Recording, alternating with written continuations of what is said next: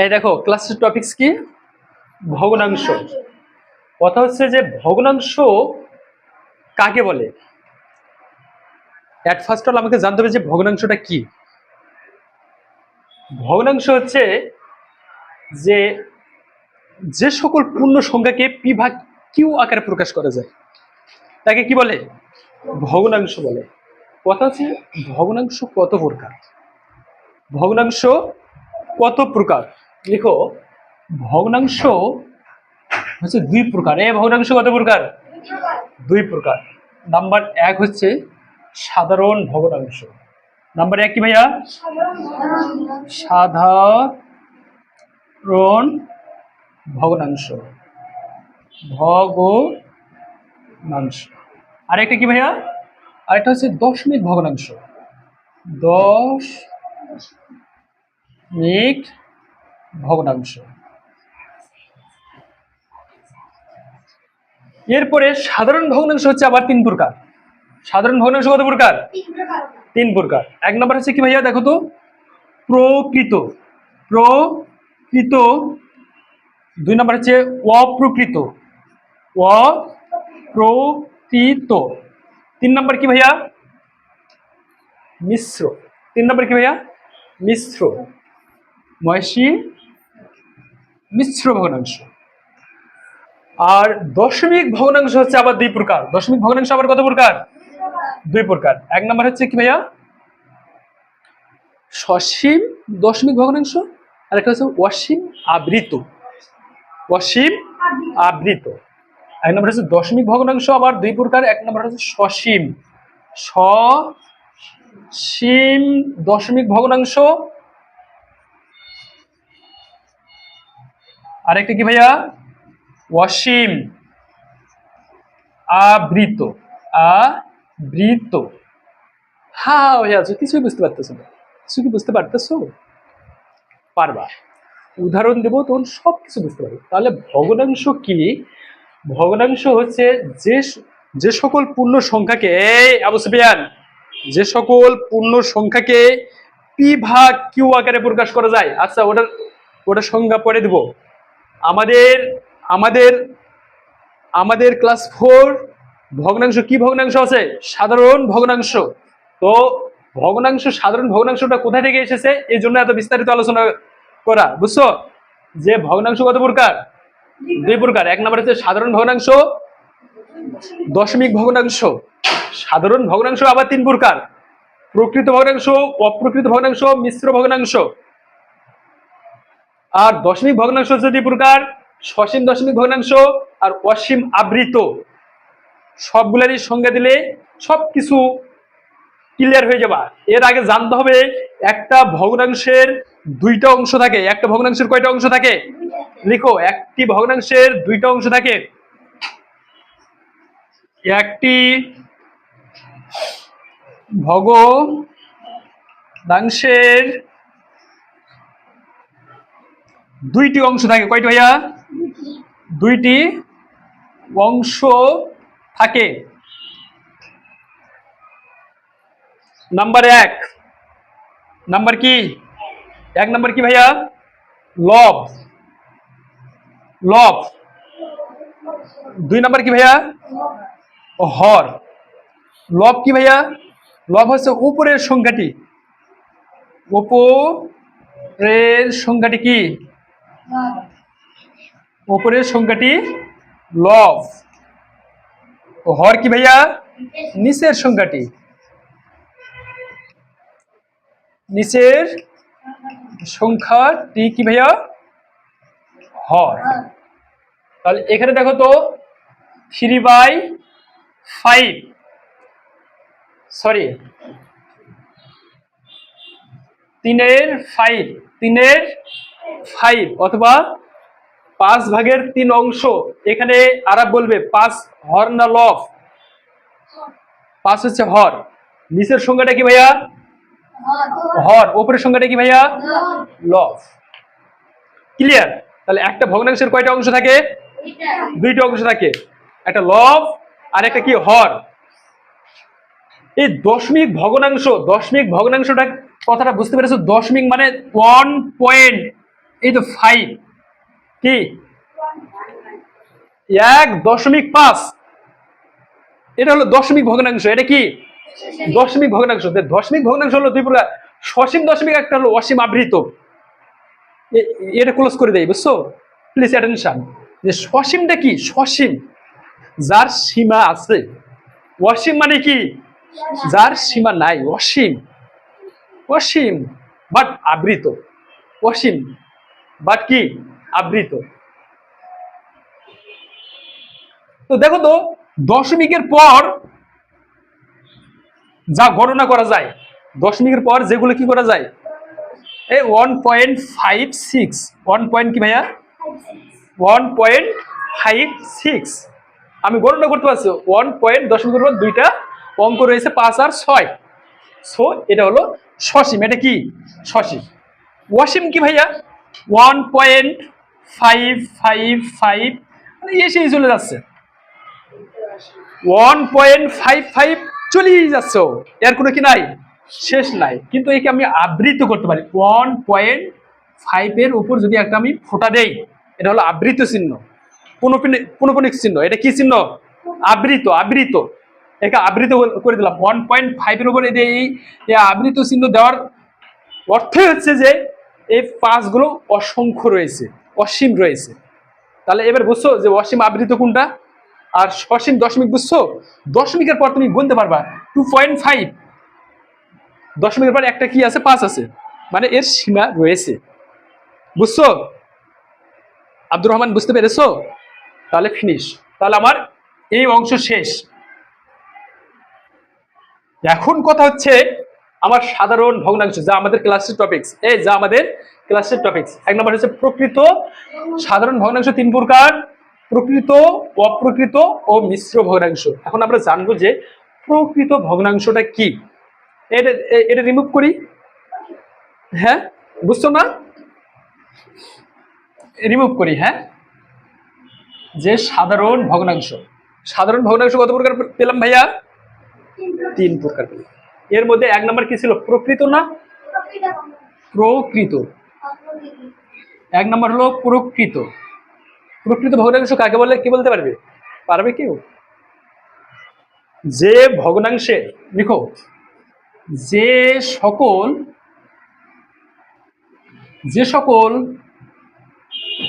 ভগ্নাংশের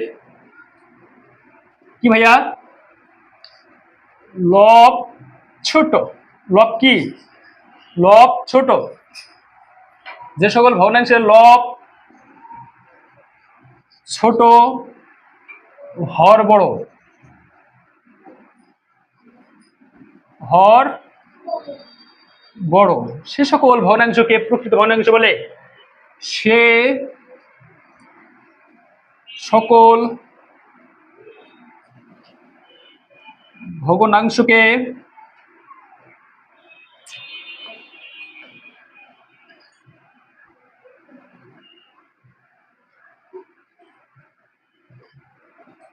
প্রকৃত ভগ্নাংশ বলে।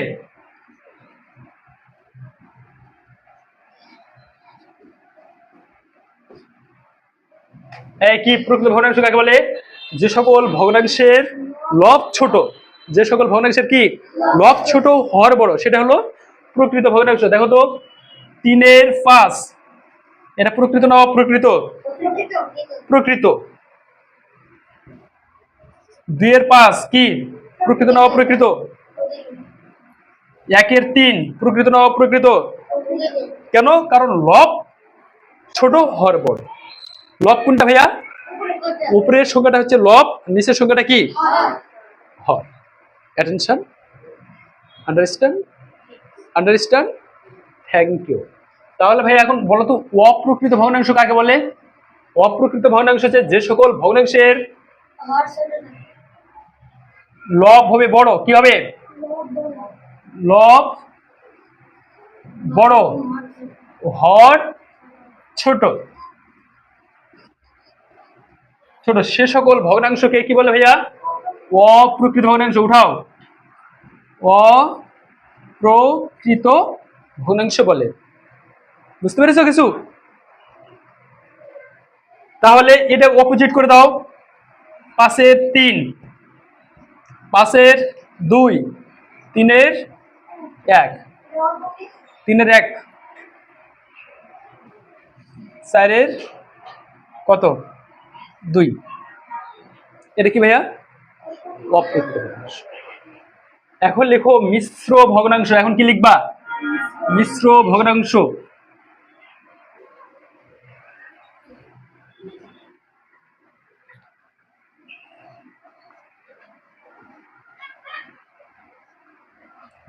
মিশ্র ভগ্নাংশ এখানে অবশ্যই অবশ্যই তোমরা কি করবা? খুব মনোযোগী হবে। কি হবা? অনেক মনোযোগী হতে হবে। মিশ্র ভগ্নাংশ লিখো যে মিশ্র ভগ্নাংশ একটা অপ্রকৃত ভগ্নাংশের অংশ। কি ভাইয়া? মিশ্র ভগ্নাংশ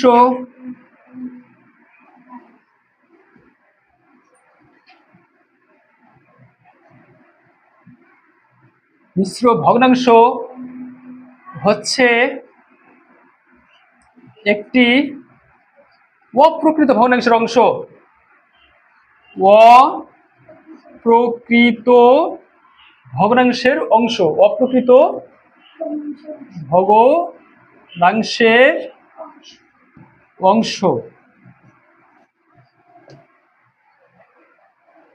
কেন কেন অপ্রকৃত ভগ্নাংশের অংশ? মিশ্র ভগ্নাংশ আবার লিখো তো যে মিশ্র ভগ্নাংশ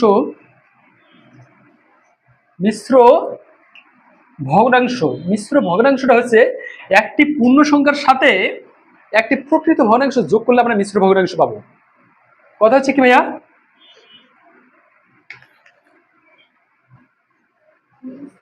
একটি পূর্ণ সংখ্যার সাথে মিশ্র ভগ্নাংশ কোনগুলো জানো? যে একটা পূর্ণ সংখ্যা, দেখো তো একটা পূর্ণ সংখ্যা এক সমস্ত একটা প্রকৃত ভগ্নাংশ 3-এর 5। এই এক কি পূর্ণ সংখ্যা না? তোমরা কি জানো পূর্ণ সংখ্যা কাকে বলে? পূর্ণ শব্দটা দ্বারা কি বোঝায়? পূর্ণ। ইয়েস, গোটা। এই পূর্ণ মানে কি? গোটা, সম্পূর্ণ, পূর্ণ। 1, 2, 3 এগুলো গোটা সংখ্যা না? আমি আবু সুফিয়ানকে 2 টাকা দিলাম, 2 টাকা দিয়েছি, এটা কি ভাঙতে হয়েছে? পূর্ণ সংখ্যা। এই মূলত সংখ্যা 2 প্রকার। এই ভগ্নাংশ আর ভগ্নাংশ কোথা থেকে এসেছে জানো? মূলত সংখ্যা থেকে। মূলত সংখ্যা কত প্রকার? 2 প্রকার। একটা পূর্ণ সংখ্যা আর একটা ভগ্নাংশ সংখ্যা। আমরা আজকে ভগ্নাংশ নিয়ে আলোচনা করতেছি। পরের ক্লাসে তোমাদের পূর্ণ সংখ্যা সম্পর্কে বিস্তারিত আলোচনা করব। এখন শুধু একটা জেনে থাকো যে পূর্ণ সংখ্যাটা কি। 1, 2, 3 এগুলো গোটা সংখ্যা না? শূন্য একটা পূর্ণ সংখ্যা, শূন্য। -1, -2, -3। মাইনাস মানে ঋণাত্মক না? আর 1, 2, 3 এগুলো ধনাত্মক না? প্লাস মানে ধনাত্মক, আর মাইনাস মানে কি? ঋণাত্মক। তাহলে সকল শূন্য সহ সকল ধনাত্মক ও ঋণাত্মক সংখ্যাকে কি বলে? পূর্ণ সংখ্যা বলে। পূর্ণ সংখ্যা কাকে বলে? এভরিওয়ান, পূর্ণ সংখ্যা কাকে বলে? শূন্য সহ সকল ধনাত্মক 1, 2, 3, 4, 5, 6, 7, 8 এগুলো কি? ধনাত্মক। শূন্য শূন্য সহ ঋণাত্মক -1, -2, -3 এগুলো কি? ঋণাত্মক। তাহলে শূন্য সহ সকল ধনাত্মক ও ঋণাত্মক সংখ্যাকে বলা হয় পূর্ণ সংখ্যা। আন্ডারস্ট্যান্ড?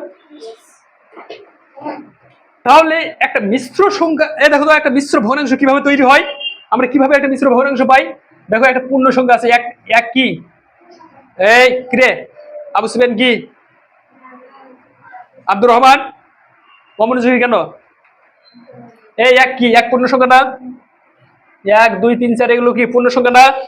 একটা পূর্ণ সংখ্যা। দেখো তো 3-এর 5। এই আরে বল, 3-এর 5 প্রকৃত ভগ্নাংশ না অপ্রকৃত ভগ্নাংশ? প্রকৃত। দেখো একটি পূর্ণ সংখ্যার সাথে একটি প্রকৃত ভগ্নাংশ যোগ করলে মিশ্র ভগ্নাংশ হয়। কি হয়? তাহলে মিশ্র ভগ্নাংশ আমাকে তৈরি করতে হলে অবশ্যই একটা কি থাকবে? একটা পূর্ণ সংখ্যা থাকবে। এর সাথে কি থাকবে ভাইয়া বলো তো? একটা প্রকৃত ভগ্নাংশ 2/4। লবটা হবে ছোট আর হরটা হবে বড়। আবার আমি একটা লিখলাম নোট। কি লিখলাম? NOT। নোট কি লিখলাম? মিশ্র ভগ্নাংশ। মিশ্র ভগ্নাংশ হচ্ছে একটি অপ্রকৃত ভগ্নাংশের অংশ। এই মিশ্র ভগ্নাংশ কি? এই দেখো তো, একই আমি যখন অপ্রকৃত ভগ্নাংশ বানাবো তখন কি করবে জানো? এই এই হর দিয়ে যেটা পূর্ণ সংখ্যা থাকবে একে কি করতে হবে? একে করতে হবে গুণ। একে কি করতে হবে? গুণ।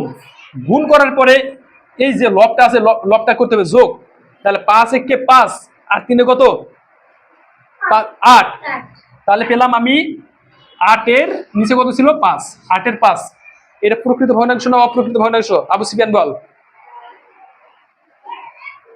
আব্দুর রহমান বলো। অপ্রকৃত।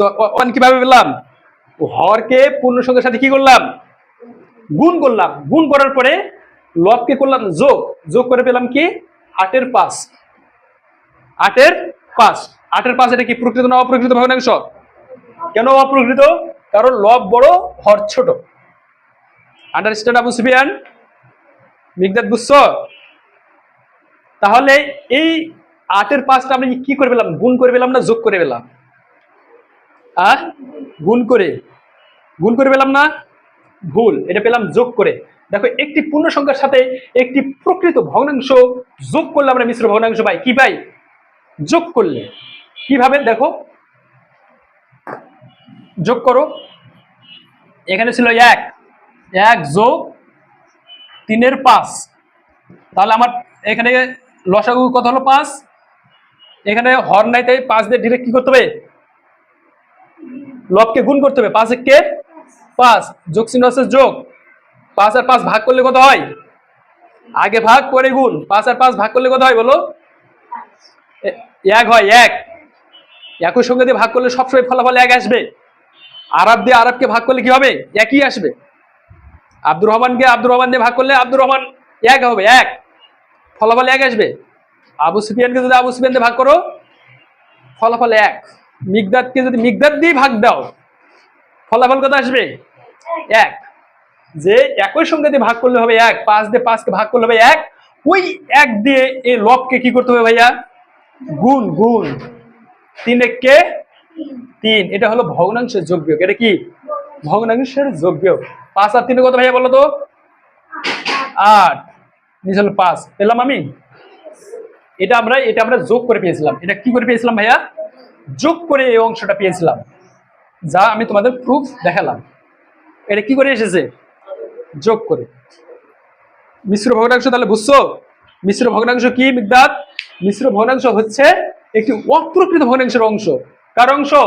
অপ্রকৃত ভগ্নাংশ। রে 4 দিয়ে 8 কে কি 2 কে কি করতে হবে? এট ফার্স্ট অল গুণ। 4 দুগুণ কত? 8 না? 8 আর 2 কত? 10। আর নিচে কত আছে? 4। তাহলে এটা প্রকৃত না অপ্রকৃত? একটা মিশ্র ভগ্নাংশ যদি আমি ক্যালকুলেশন করি তাহলে একটা অপ্রকৃত ভগ্নাংশ পাবো। কি পাবো? একটা অপ্রকৃত ভগ্নাংশ পাবো। এই জন্য বলা হয়েছে মিশ্র ভগ্নাংশ হচ্ছে একটি অপ্রকৃত ভগ্নাংশের অংশ। আর মিশ্র ভগ্নাংশটা তৈরি হয় কি দিয়ে ভাইয়া? একটা পূর্ণ সংখ্যা এর সাথে আমাকে একটা প্রকৃত ভগ্নাংশ কি করতে হবে? যোগ করতে হবে। কেন? এখানে দেখালাম না, একটা পূর্ণ সংখ্যার সাথে এই 3 সমস্ত, একটা 3 পূর্ণ সংখ্যা না, 3 সমস্ত একটা প্রকৃত ভগ্নাংশ লাগবে। কি লাগবে? 5 এর 7 একটা প্রকৃত ভগ্নাংশ লাগবে। 5 এর 7 একটা প্রকৃত ভগ্নাংশ না? একে ক্যালকুলেশন করো। 3 7 কত? 21 আর 5 26 না? নিচে কত আছে? 7। এটা একটা প্রকৃত না অপ্রকৃত ভগ্নাংশ? হ্যাঁ, হ্যাঁ, আবার প্রকৃত বলছে। লব বড় হর ছোট, কি? অপ্রকৃত ভগ্নাংশ। অপ্রকৃত। এই কি? তাহলে এই জন্যই বলছিলাম যে মিশ্র ভগ্নাংশ হচ্ছে একটি অপ্রকৃত ভগ্নাংশের অংশ। কারণ আমি মিশ্র ভগ্নাংশ ক্যালকুলেশন করলে আমি একটা অপ্রকৃত ভগ্নাংশ পাবো। কি পাবো? অপ্রকৃত ভগ্নাংশ পাবো। হুজুর বুঝছেন? যদি মিশ্র ভগ্নাংশকে ক্যালকুলেশন করা যায় তাহলে মাস্ট বি আমি একটা অপ্রকৃত ভগ্নাংশ পাবো। আর মিশ্র ভগ্নাংশটা তৈরি হয় কি দিয়ে? একটা পূর্ণ সংখ্যা, একটা পূর্ণ সংখ্যা আর একটা প্রকৃত ভগ্নাংশ। কি করে? যোগ করে। কি করে? যোগ করে। দেখো, 3 যোগ 5 এর 7 যোগ করো। এখানে হর 7 আছে তাই আমার লসাগু 7 হবে। নিয়ম কি? এখানে হর নাই তাই লবকে ডিরেক্ট গুণ। 3 7 কত? 21। এই যোগ 21 সঙ্গে ভাগ করলে 1 হয়। ওই 1 দিয়ে লবকে কি করতে হবে? গুণ। 5 একে 5 যোগ করো। 21 আর 5 কত? 26। বাই 7 আসলো, যোগ করে আসলো। এই জন্য বলছিলাম যে একটা মিশ্র ভগ্নাংশ তৈরি করতে হলে অবশ্যই আমাদেরকে কি করতে হবে ভাইয়া, একটা পূর্ণ সংখ্যার সাথে একটা প্রকৃত ভগ্নাংশ যোগ করতে হবে। ঠিক আছে, আজকের ক্লাস এই পর্যন্ত।